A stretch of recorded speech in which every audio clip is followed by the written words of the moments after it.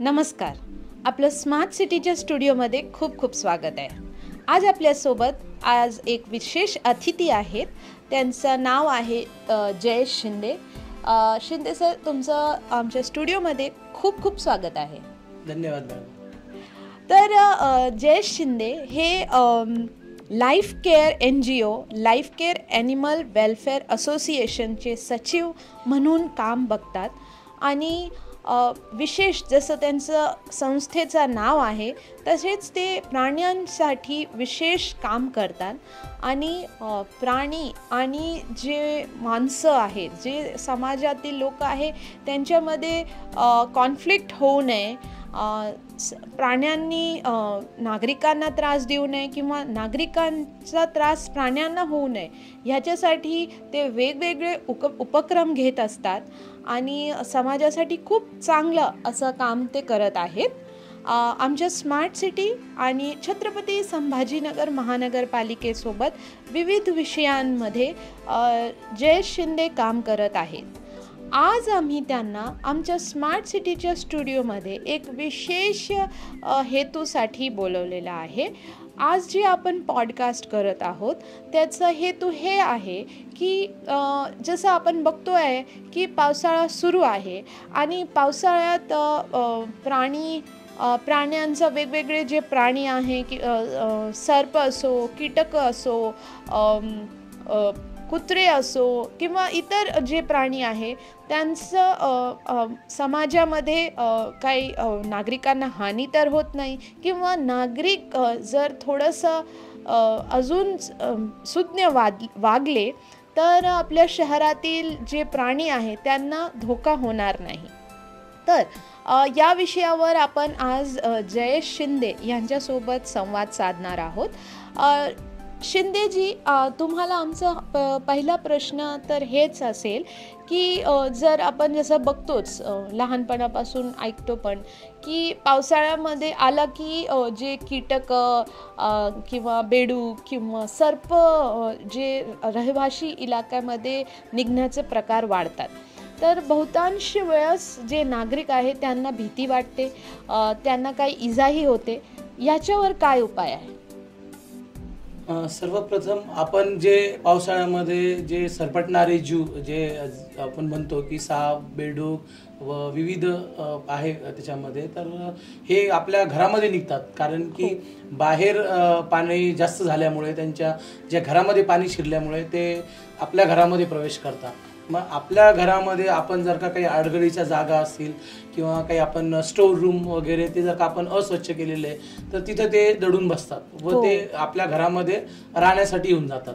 कारण की त्यांच्या पूर्ण अधिवासामध्ये पाणी शिरल्यामुळे त्यांना तिथं राहणं योग्य नसतं व त्यामुळे ते पाईपामध्ये कुठे जर का आपल्या घरामध्ये उंदराचं प्रमाण जास्त आहे तर त्यामुळे उंदरासाठी ते उंदरं खाण्यासाठी येतात. बेडूक घरामध्ये कुठे आपल्या घराच्या परिसरात असेल तरी त्यासाठी ते खाण्यासाठी येतात व अशा वेळेस बरेचसे नागरिक भयभीत होऊन जातात की आमच्या घरामध्ये साप निघाला.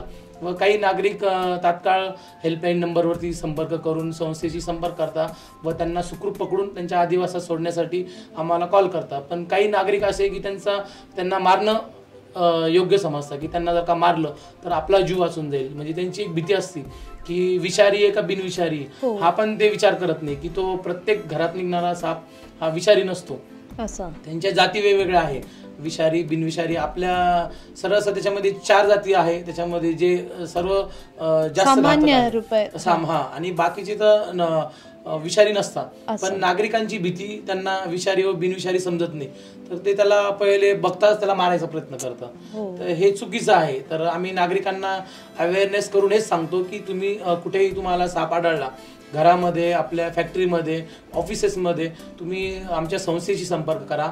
आमच्याकडे असे एक्सपर्ट सर्पमित्र आहे की ते निशुल्क म्हणजे कुठलेही पैसे न घेता ते त्यांना सुखरूप पकडून त्यांच्या आदिवासात सोडतात.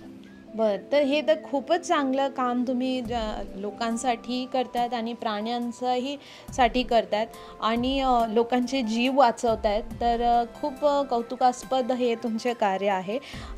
अजून एक प्रश्न असतो पावसाळ्यात, जे डास किंवा जे कीटकांचं प्रमाण वाढतो, तर ह्याच्यावर आळा घालण्यासाठी काय करता येईल आपल्याला? यावरती आपल्या याच्यावरती महानगरपालिका सतत प्रयत्न करतच असते. त्यांना त्यांच्या आपल्या घराच्या परिसरामध्ये जे औषधी म्हणतो आपण फवारणी वगैरे ते नियमित सुरू असते. पण महानगरपालिकेचं कर्तव्य नसून ते नागरिकांचं पण आहे. नागरिकांनी जर का आपला परिसर स्वच्छ ठेवला व आपला कचरा जो ओला सुका कचरा व त्याच्यामध्ये घाण असो ती जर का त्यांनी डस्टबिन मध्ये न टाकता रस्त्यावर टाकली तर आपल्याला नक्कीच इथं डासाचं प्रमाण व आपण आजारी पडण्याची संभावना जास्त प्रमाणात असते. कारण की ते जर का स्वच्छ राहणार जसं आपण आपलं घर स्वच्छ ठेवतो तर नागरिकांनी हा विचार पण करणं गरजेचं आहे की आपला परिसर स्वच्छ राहणं गरजेचं आहे.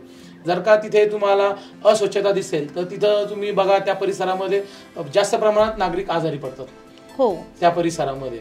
तर हे न करण्यासाठी आपण नियमित घंटा गाडीमध्ये कचरा देणे, आपले घर स्वच्छ ठेवणे व आपले आरोग्य, आपल्या मुलांचे आरोग्य, आपल्या परिवाराच्या आरोग्यासाठी आपण जर का पुढाकार करून स्वच्छता जर का आपण चांगलं पालन केलं तर नक्कीच आपण या आजारापासून दूर राहू शकतो.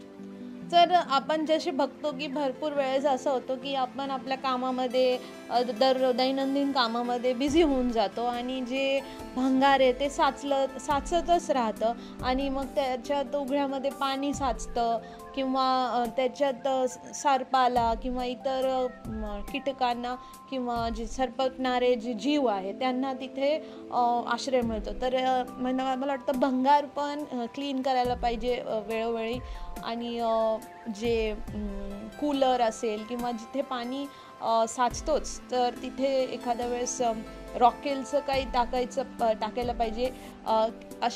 अशी जनसामान्यामध्ये एक धारणा आहे. तर याच्यावर तुमचं काय म्हणणं आहे? नाही, नक्कीच आपण जे म्हणताय ते बरोबर आहे की आपल्या घराच्या परिसरात जर का आपण ज्या न वापरणाऱ्या वस्तू आहे त्या जर का आपण डब्बे, ग्लास वगैरे काही असे तुटलेले कप असतात त्याच्यामध्ये पाणी साचलेलं असतं तर तिथे नक्कीच ते पाणी साचून तिथं गाळ तयार होतो आणि त्याच्यामध्ये नक्कीच मच्छर आणि डेंग्यूचे किडे पण त्याच्यामध्ये होतात.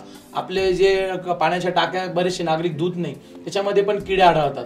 त्याच्यासाठी महानगरपालिकेने औषधाचं पण दिलेलं आहे की तुम्ही नियमित ड्रॉप टाका, वापराच्या पाण्यामध्ये पण टाका, पिण्याचं पाणीही तुम्ही गाळून घ्या, फिल्टरचा वापर करा. भरपूर या गोष्टी, कारण की आपण जी काळजी आपली स्वतःची घेऊ शकतो ती नागरिकांनी ह्या गोष्टी आपल्या घराला जर का आपण स्वच्छ ठेवलं तर नक्कीच आपण आपल्याला आजारापासून आपण सुरक्षित राहू शकतो. आणि महानगरपालिकेमार्फत त्यांना गप्पी मासेही देण्यात येतात जे की ते त्यांच्या हौदात टाकू शकतात किंवा टाकीमध्ये टाकू शकतात की तिथे डास उत्पन्न होणार नाही. बरोबर? हो, बरोबर. त्याचा भरपूर फायदा आहे त्याचे की ते किडे वगैरे जे असतात ते खाऊन घेतात आणि पाणी स्वच्छ असतं. आणि नागरिकांनी पण पाणी जे आपलं आहे ते स्वच्छ ठेवण्यासाठी आपण आपल्या आरोग्याला पाण्याची म्हणजे कितपर्यंत ते पाणी सुरक्षित आहे. आपण स्वतः पण पाणी पावसाळ्यामध्ये जास्त नागरिक उकळून पाणी पितात. त्यांना माहिती आहे की जर का आपल्याला कंटिन्यू खोकला येतोय, ताप येतोय, मुलं आजारी पडताय तर याच्या मागे फक्त पाण्याचाच नसतो. आपल्या घराचा परिसर, आपलं जे साचलेले स्टोर रूम आहे आपण म्हणतोय त्याच्यामधली दुर्गंधी व आपण जो कचरा साचवतोय, काही नागरिक पावसाळ्यामध्ये पण घंटा गाडीमध्ये कचरा देत नाही, ते घरात ठेवतात, ते 2-2 दिवस देत नाही, ते म्हणतात गाडी आली नाही किंवा रस्त्यावर फेकतात, पण त्याचा दुष्परिणाम आपल्या परिवारावर होतो. खूप चांगली आणि महत्त्वाची माहिती आम्हाला मिळत आहे. याच्यासोबतच एक खूप महत्त्वाचा विषय नागरिकांचं आहे की जे मोकाट श्वान असतात तर त्यांचा भरपूर वेळेस नागरिकांसोबत म्हणजे एक कॉन्फ्लिक्ट निर्माण होतो आणि त्याच्यामुळे त्रास होतो. भरपूर वेळेस आपल्याला जे डॉग बाईट्सचे केसेस समोर येतात. तर ह्याच्यावर आळा घालण्यासाठी काय करता येईल, नागरिकांनी काय सावध राहायला पाहिजे हे आम्हाला सांगा. ह्या डॉग ज्या आहे, स्ट्रीट डॉग जे आहे रस्त्यावरचे, त्याच्यामध्ये नागरिकांनी पुढे येऊन नागरिकांनीच याच्यामध्ये त्यांच्यासाठी काय व्यवस्था केली जाईल. कारण की प्रत्येक आपल्या शहरामध्ये बघितलं आपण की गल्लोगल्लीमध्ये पावसाळ्यामध्ये श्वानांचं प्रमाण जास्त वाढतं. बऱ्याचशा घराच्या परिसरामध्ये आपल्याला 8 ते 10 श्वान दिसतात रस्त्यावरती. ते का बरं येतात? कारण की त्यांचा जो प्रजननचा वेळ असतो आणि ते ब्रीडिंगमध्ये ते एकमेकांना जॉईन होऊन जातात आणि याच्यामध्ये ते आक्रमक होऊन जातात. आणि दुसरी एक गोष्ट की जे नागरिक आपलं सडलेले जे अन्न आहे, खराब झालेलं अन्न आहे, जे कचरा गाडीत देत नाही ते बाहेर टाकतात त्यांच्या, तर त्याच्यामुळे पण ते तिथे येतात जास्त असं आहे, प्रमाणात. हो. ते खाण्याच्या शोधात येतात आणि ते तिथंच त्यांचा आदिवास करून टाकतात. मग येणारा जाणारा त्यांना वाटतं की हे कुत्रे आमच्यासाठीच बसलेले. बरं. त्यांचा तसा काहीच हेतू नसतो की नागरिकांना त्रास द्यायचा. उलट नागरिक त्यांना जर का हाकलत असेल, मारत असेल तर ते अग्रेसिव्ह होणारच झाले. तर आपण पण त्यांना समजून घेणं गरजेचे. आणि जे स्ट्रीट डॉगला जे फीडिंग करतात, जे खाऊ घालतात, त्या नागरिकांनी त्यांच्यासाठी असे जे प्लेसेस आहे जिथं ओपन आहे, तिथं कुणी नाही आहे, पडलेली जागा आहे, त्यांना तिथं तुम्ही जेवण द्या. म्हणजे जेणेकरून तुम्ही त्यांना प्रेम करताय पण दुसरे तुमच्या सोसायटीमधले प्रत्येक नागरिक त्यांना प्रेम नाही करणार. त्यांना ते काठीने दगडाने मारतील, त्यांना तिरस्कार करतील, ते अस्वच्छ करता, असं काही पण कारणाने त्यांना सोसायटीमध्ये येऊ देणार नाही. तर असं न करता त्यांना तुम्ही सगळे मिळून जर का तुम्ही त्यांना प्रेमाने त्यांचा पण जर का प्रॉब्लेम सॉल्व्ह करण्याचा प्रयत्न केला तर नक्कीच ते आपल्याला कधी सावणार नाही. तर आपल्याला माहीतच आहे की छत्रपती संभाजीनगर महानगरपालिका जे मोकाट श्वान आहे त्यांच्यासाठी ॲनिमल बर्थ कंट्रोल प्रोग्राम राबवते आणि त्याच्यामार्फत जे पण डॉग्स आहे त्यांचा वेळोवेळी जे आपण म्हणतो म्हणजे ही प्रक्रिया वेळोवेळी राबवत जात असते आणि याच्यामध्ये त्यांचं बर्थ कंट्रोलचं करून मग त्यांना त्याच ठिकाणी त्या GR प्रमाणे सोडण्यात येत असतो.